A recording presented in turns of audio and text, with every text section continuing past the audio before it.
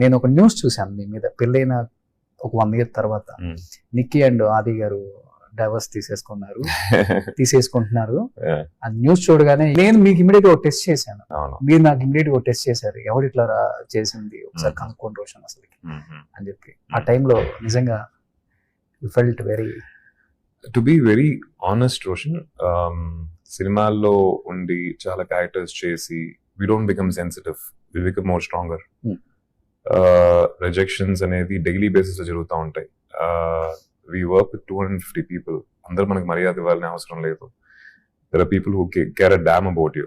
They'll talk in front of your face or maybe behind. ఈ యొక్క life స్టైల్లో ఇంత ఫాస్ట్ పేస్ సినిమా లైఫ్ స్టైల్లో ఉన్నప్పుడు చాలా స్ట్రాంగ్ అవుతాం. మీరు పంపించినప్పుడు నాకు షాకింగ్ గా ఉండింది, ఎవడు వీడు సంబంధమే లేకుండా రాశాడు కదా. ఒకవేళ ఏమైనా ఉంది అంటే రాయటం అనేది ఉంది, okay fine, you can, that's your, మీ హక్కు అది, because we are public personality. But సంబంధమే లేకుండా రాశారు ఎవరని చెప్పి I was curious to know who that was. అది చూశాను, తన లింక్ చూసి తన ప్రీవియస్ వీడియోస్ తర్వాత వీడియోస్ చూశాను. ఐ థాట్ అనిపించింది అంత ఇంపార్టెన్స్ ఇవ్వకూడదేమో అనిపించింది. ఎందుకంటే తనకు అంత ఇంపార్టెన్స్ ఇచ్చుకోడేమో నాకు తెలిసి.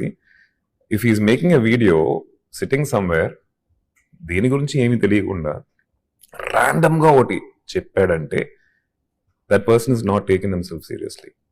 తన లైఫ్ అట్లా బ్రతికేస్తున్నాడు, వాడిని మనం ఎందుకు సీరియస్ గా తీసుకోవాలి, ఎవరైనా సరే. At the same time critics, reviewers, positive critics, ఇవన్నీ I take it, I observe. వాళ్ళు రాసే దాంట్లో దెర్ ఇస్ సంథింగ్ మనం ఏమైనా నేర్చుకోవచ్చా, ఇవన్నీ ఉంటాయి. బట్ ఇలాంటి విషయాలు it's better you avoid. But మీరు చెప్పినట్టు టక్కన ఒక చిన్న హర్ట్ అవుతూ ఉంటది, అది ఉండకుండా అయితే ఉండదు రోషన్. బట్ కొన్ని నిమిషాల తర్వాత అది దాన్ని దాటి వచ్చేస్తాం అంతే.